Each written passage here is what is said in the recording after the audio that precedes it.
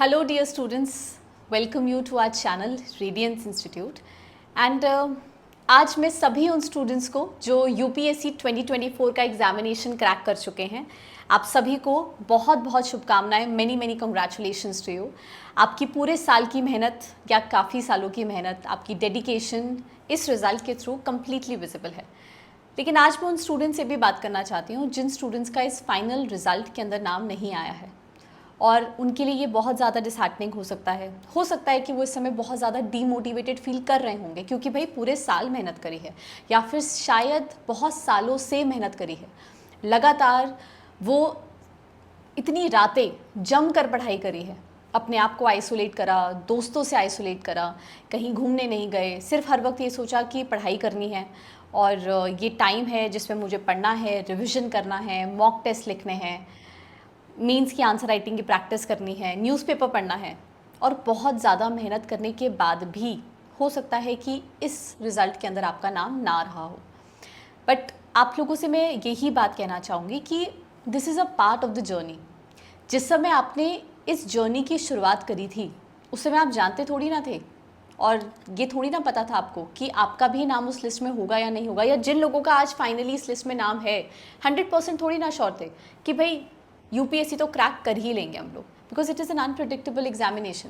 3 stages से exam होता है, एक रिगरस प्रोसेस होती है, लेकिन मेहनत आपने करी है और इसका कोई भी डाउट नहीं है। आपने प्रीलिम्स क्रैक किया, मेंस को क्रैक किया, इंटरव्यू तक आप पहुँचे हैं।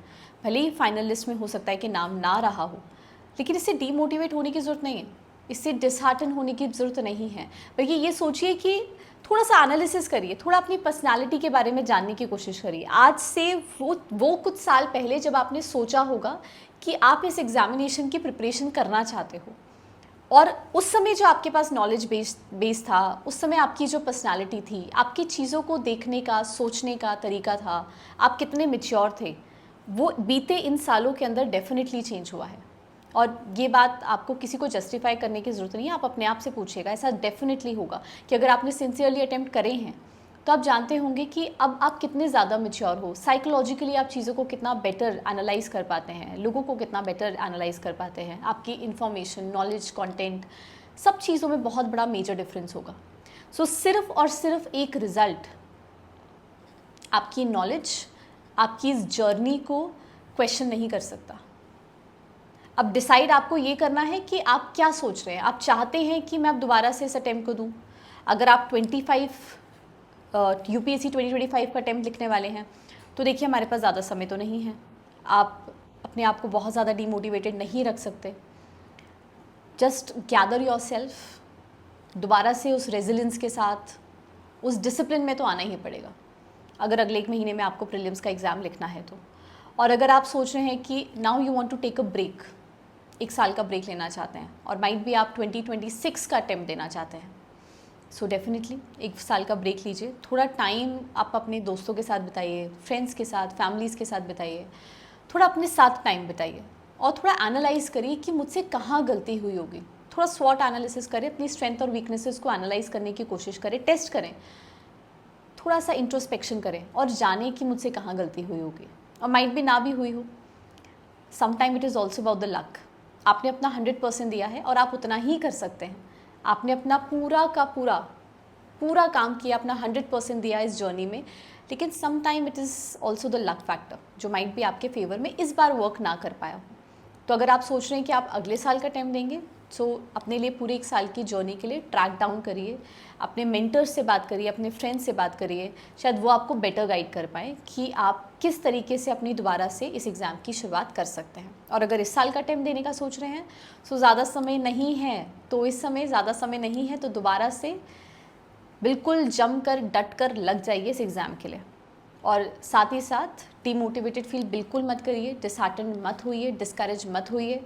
This is just a part of a life. ये लाइफ नहीं है, ये जर्नी है आपकी लाइफ की, और ये बात हमारे लिए इसको समझना बहुत ज़्यादा ज़रूरी है। जब हम इस प्रोसेस में होते हैं तो हमें लगता है कि this is my only life, UPSC is everything for me, but no, this is just a part of your life. सिर्फ आपकी इस जीवन का एक वो रास्ता है जिस गोल को आप अचीव करना चाहते हैं।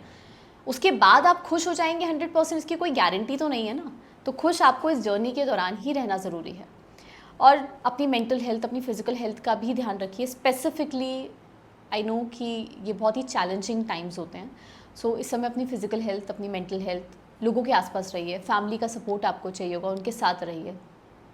फैमिली भी इस बात को समझेगी कि आपने मेहनत करी है और शायद वो इस साल फ्रूटफुल नहीं रही, लेकिन अगर आप डट कर, जम कर लगे रहेंगे तो डेफिनेटली आने वाले सालों में, अगले साल में या इसी साल के अटेम्प्ट में आप डेफिनेटली एग्ज़ाम को क्लियर कर लेंगे। So this is my message to all the students जो इस बार नहीं क्लियर कर पाए हैं। It's absolutely okay. अपनी कोशिश जारी रखिए, लगातार मेहनत करते रहिए and wish you all the very best. इस बार 2025 के अटेम्प्ट ही हैं या 26 के अटेम्प्ट ही हैं, गिव योर 100%। कोई थॉट, कोई क्वेश्चन, कोई नेगेटिव थॉट अपने दिमाग में मत लेकर आइए, अपना बस 100% दीजिए, एनालिसिस करिए, मेंटर्स से बात करिए, फ्रेंड्स से बात करिए, जो आपको सबसे कंफर्ट देते हैं, आपको सही एडवाइस देते हैं, आपको लगता है कि आप उनसे दिल खोलकर बात कर सकते हैं इस समय, उनसे बात करिए। ठीक है, सो मिलेंगे किसी और वीडियो में ऐसी और कॉन्वर्सेशन के साथ। All the very best to all the aspirants, wish you all the very luck and good luck. Thank you.